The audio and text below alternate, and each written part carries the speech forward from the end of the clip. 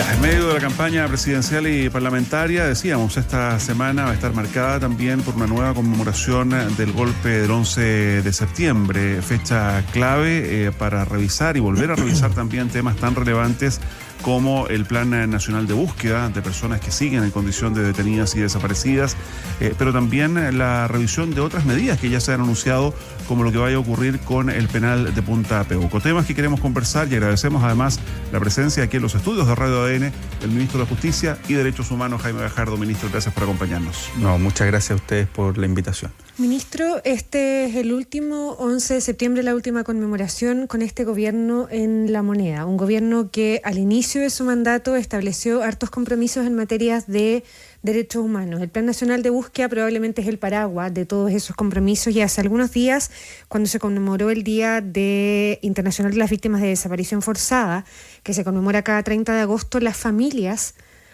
150 familias recibieron las carpetas de calificación de desaparición forzada que incluyen antecedentes personales, testimonios, informes y resoluciones administrativas. ¿Cuál es la importancia de ese gesto que de alguna manera pasa algo desapercibido entre tanta contingencia?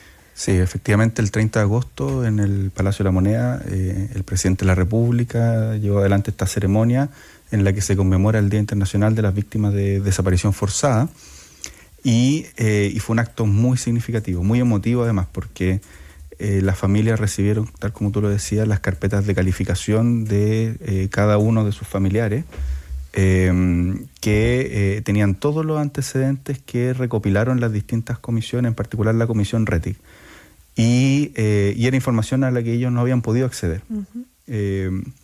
Y bueno, y fue una cosa muy impactante, porque para muchas personas, pensemos que hay 1.469 personas detenidas desaparecidas en nuestro país, de las cuales 1.162 aún se encuentra sin lograr una identificación, sin lograr que se pueda saber el paradero de las mismas. Entonces, muchas familias lo que tienen son fotografías. Entonces, una vez que reciben la carpeta, para ellos es como reencontrarse con la historia de las personas que fueron detenidas. ¿Es una herramienta que para ellos les permite tener otros recursos para enfrentar acciones legales, por ejemplo? Más que todo es una reparación de carácter simbólico. Perfecto. En general todas las personas que estaban ahí ya están dentro de sus procesos. Esa información la tiene la justicia, pero esa información no la tenían ellos, ¿ya? Entonces, que puedan ahí acceder a los testimonios, los documentos oficiales, a los distintos aspectos que tuvo en consideración las comisiones para la calificación. Para ello, bueno, muchos lo dijeron, era un tesoro que le estábamos entregando. Ya, ahora, ministro Gajardo, conversábamos de este tema del Plan Nacional de Búsqueda también con el director del INDH, con Jerko Lubetich. Y él manifestaba su preocupación por la continuidad que este plan pudiera tener. Ya decíamos, es un año electoral, podría cambiar el signo, digamos, del gobierno en el próximo periodo. ¿Hay alguna garantía de que esto continúe o corre riesgo el Plan Nacional de Búsqueda, dependiendo de lo que ocurra en las elecciones en noviembre? Mira, lo primero es que el Plan Nacional de Búsqueda surge a 50 años del golpe militar. ¿Ya? Es una política pública que impulsó el presidente Gabriel Boric y nosotros lo hemos planteado, tiene que ser una política de Estado. La desaparición forzada, lo dice la legislación internacional, no solo, o los antecedentes que llevaron a la legislación internacional, no solo genera un daño y un efecto sobre las familias, sino que es también sobre la sociedad en su conjunto. Y por lo mismo, lo que nosotros hemos planteado es que el Plan Nacional de Búsqueda es una política de Estado. Esperamos que todas las fuerzas políticas no tengan duda en que lo que ocurrió durante la dictadura militar no puede volver a ocurrir en nuestro país. Ya, pero eso es una esperanza, una certeza, digamos, porque acá hay dudas respecto de que, por ejemplo, el plan se le quite los fondos o que pueda haber derechamente un cambio en las prioridades del próximo Ejecutivo. Sí, lamentablemente hemos visto ese tipo de declaraciones, hemos visto que hay personas que de otras fuerzas políticas están relativizando lo que ocurrió durante la dictadura militar, están relativizando eventualmente los procesos que se están desarrollando para la búsqueda de las personas detenidas desaparecidas y lo que nosotros transmitimos es lo siguiente, en el fondo. Plan Nacional de Búsqueda, este gobierno lo ha impulsado, esperamos que los próximos gobiernos lo sigan impulsando. Aquí, y en esto quiero ser bien claro, la única forma de darle continuidad es que todas las fuerzas políticas partamos desde ahí, partamos desde el valor de la democracia, el valor de los derechos humanos.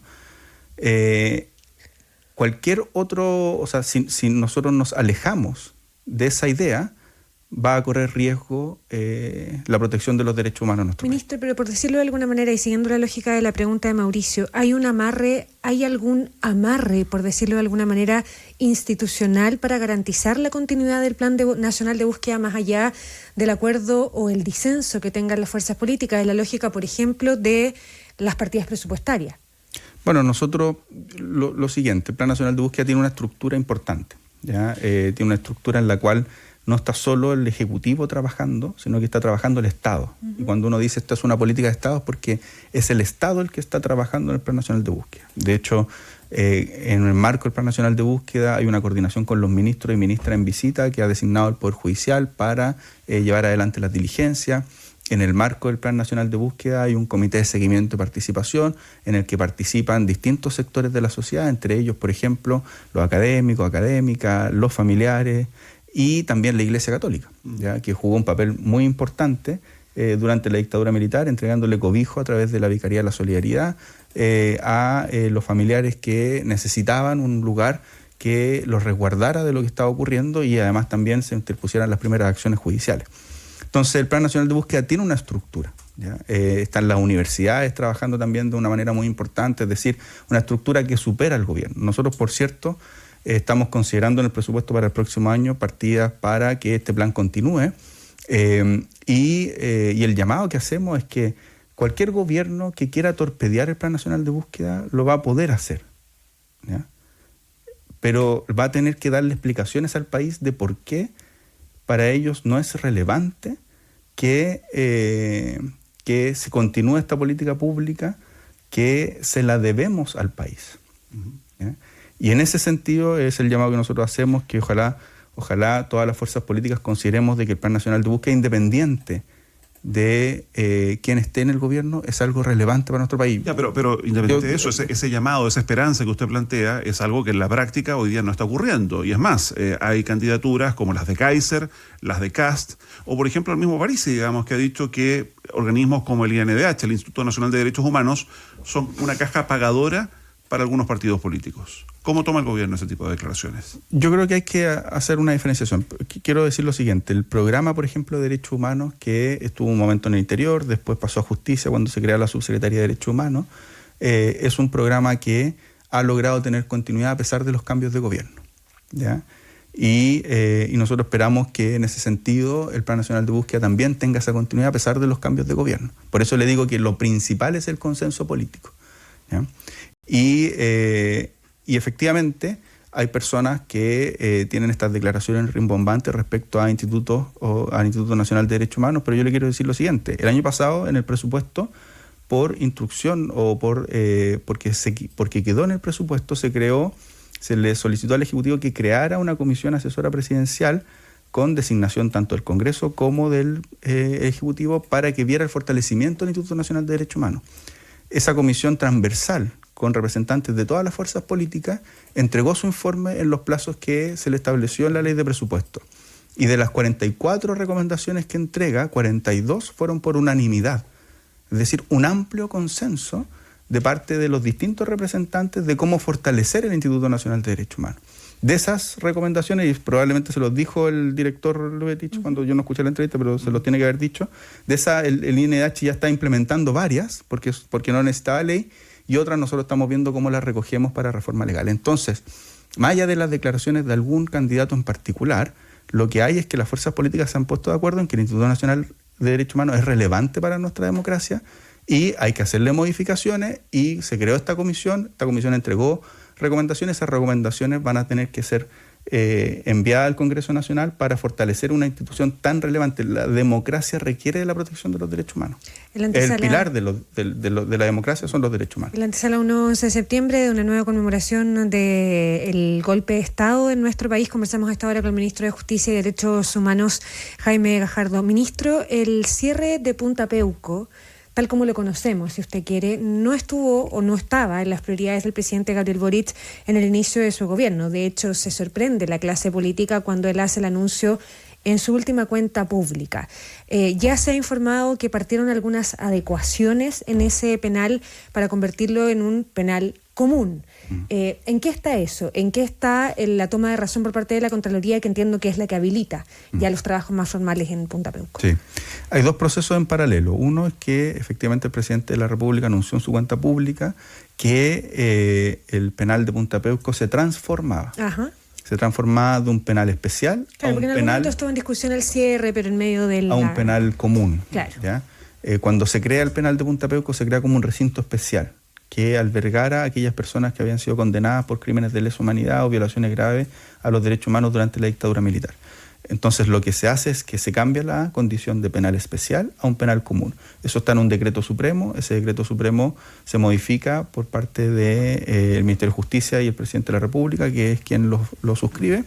Se envía a la Contraloría y estamos esperando que la Contraloría tome razón de este decreto para que se pueda publicar en el Diario Oficial. Una vez que se publique en el Diario Oficial, el penal Punta Peuco ya no va a tener el destino de ser un penal especial, sino que va a ser un penal común que va a albergar a las personas que estime pertinentes según el plan de segregación Gendarmería de Chile. La expectativa es que ese cambio ya se pueda hacer en lo que queda de este gobierno. ¿Qué incluye? Porque se ha dicho que incluye la habilitación de 30 nuevas plazas para condenados de delitos comunes, que se va a terminar con los privilegios de los televisores, los refrigeradores, los colchones de uso personal que hay en esa cárcel. ¿Qué es lo que sigue poniéndonos en el escenario de que el decreto va a ser visado por la Contraloría prontamente? Sí, lo primero es que no existan penales especiales según el tipo de delito en nuestra legislación. Y eso tiene que ver con el término de los privilegios. Exacto. O sea, tiene que ver más que con el término de los privilegios, con el hecho de que actualmente hay un penal especial para que las personas que violaron los derechos humanos cumplan sus condenas. Ajá. Entonces, eso la verdad no tiene ningún sentido en el marco de la segregación que realiza Gendarmería. Van a ser ellos y otros. Entonces van a ser personas que cumplan ciertas condiciones y no va a haber un penal solo para las personas que cometieron crímenes de lesa humanidad. Y lo segundo es que se están realizando licitaciones para realizar obras al interior de ese penal, que implica la incorporación de nuevas plazas, porque además ese penal, como prácticamente todos los penales de nuestro país, se encuentran con sobrepoblación. Este tiene menos sobrepoblación que la que tiene el promedio nacional. Y entonces se están aumentando las plazas para también realizar las modificaciones en cuanto a la segregación que tenga que hacer Gendarmería. ¿Y esto cuándo comienza a ocurrir? ¿Cuándo debiera ser visible, digamos, para la población el que estos cambios se concreten? Bueno, lo primero va a ser con la publicación en el Diario Oficial del decreto que cambia el estatus legal de Punta Peuco, y lo segundo... ¿Eso debería ser ahora? Estamos esperando a la Contralora, depende de lo que la Contralora, de que la Contralora tome razón del decreto. Y lo segundo es que dentro de este año se deberían terminar las obras. Entonces, una vez que terminen las obras y tengamos tomado razón el decreto, se van a poder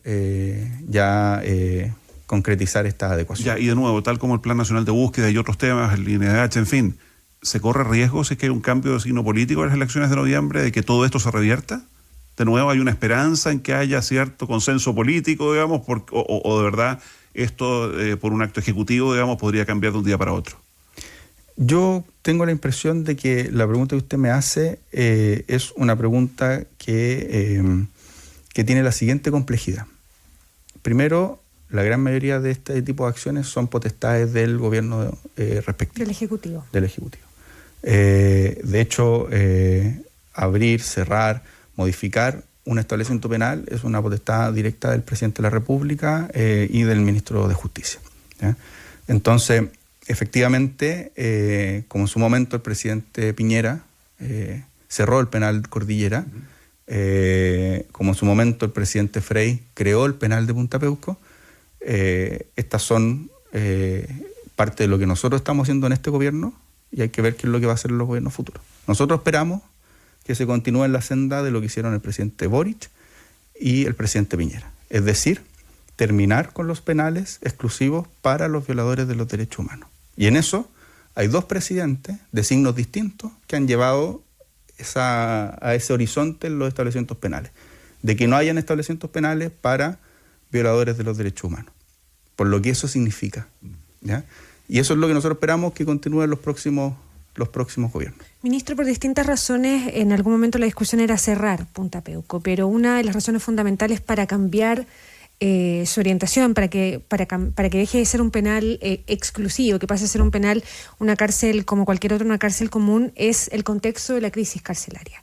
Y hoy día ya hemos hablado harto de gendarmería, ha habido hartas amenazas a los gendarmes. Usted ha puesto sobre la mesa varias medidas para apuntar hacia allá y hacia los resguardos en las cárceles de Chile. Quiero hacer una pregunta puntual. Ha estado sobre la mesa las reuniones que ha tenido la DIPRES y el ministro de Hacienda con las distintas carteras, con los distintos jefes de las carteras, y ha surgido una especie de controversia a propósito de que se podría reducir, por ejemplo, el presupuesto en seguridad este año y para las gobernaciones regionales. El presupuesto en justicia, sobre todo para gendarmería, ¿se mantiene, se rebaja? ¿Cuál es la confianza que usted tiene en lo que va a pasar en el Congreso en septiembre? Sí, lo primero es que el presupuesto de la Nación va a ser público una vez que se presente. Sí, sí. ¿Ya? Estamos en toda la etapa de formulación y trabajo presupuestario. Esta es una etapa que comenzó hace harto, o sea, al menos comenzó en nuestro caso prácticamente con el inicio del año. Sí, porque claro. uno empieza a hacer no solo la ejecución, sino que además toda la formulación. Y ahí hay distintas iteraciones con Hacienda. Efectivamente hemos tenido las reuniones técnicas, pero esas reuniones de hecho hay una recomendación para Hacienda de reducir. Siguen ocurriendo, ¿ya? Claro, hay una recomendación general de política fiscal. ¿Podría tocar la justicia, podría tocar la gendarmería? ¿Se entendería una reducción en ese presupuesto? Sí, una de las cosas que yo trato de evitar es hablar de cosas hipotéticas. Entonces, una vez que tengamos el presupuesto, si quiere, yo puedo venir y conversar respecto al presupuesto. Bueno. Pero no tenemos el presupuesto todavía. Estamos en trabajo de aquello. ¿Ya? Y estamos viendo los distintos capítulos de la partida de justicia. Y además justicia es una partida grande, son 7 servicios, 6 ahora, porque ya se fusiona, termina de funcionar el Servicio Nacional de Menores. Y entonces una partida grande. Ya, pues, ministro Gajardo, Ministro, la otra pregunta que le quería hacer cortito. Hoy día se revisa el cuaderno de remoción de la ministra Verónica Sabaj. Sí. Hemos hablado harto de eso a propósito de otros ministros destituidos, incluso de la Corte Suprema. El gobierno en su momento, ante esta crisis, presentó un proyecto para mejorar el sistema de nombramiento. Que sigamos viendo esto, que se sigan poniendo sobre la mesa a jueces en el banquillo con sus propios pares. ¿Cuál es la expectativa que usted tiene que pase con ese cuaderno de remoción y con lo que haga la Suprema finalmente? Sí. Bueno, primero respecto al proyecto, estamos en segundo trámite, lo aprobamos con una amplia mayoría en la Cámara de Diputados y Diputadas.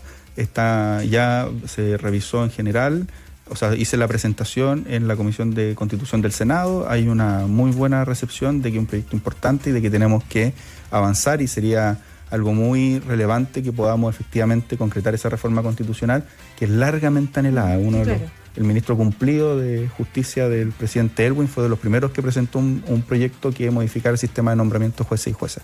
Y respecto al cuaderno de remoción, nosotros somos completamente diferentes de las decisiones que tome la Corte. Nos parece que la Corte en estos casos ha iniciado los procesos disciplinarios que corresponden, y la decisión la conoceremos el día de hoy. Hay que esperar el resultado. ¿Pero ha entregado señales concretas la Suprema en lo que va del trámite de casos como el de Verónica Sabaj? Yo creo que han entregado señales muy contundentes. En el fondo se abrieron los procesos administrativos disciplinarios y además se abrió el proceso de remoción. Ahora sí, ministro Jaime Gajardo, ministro de Justicia y Derechos Humanos, gracias por acompañarnos en ADN. Muchas gracias a ustedes.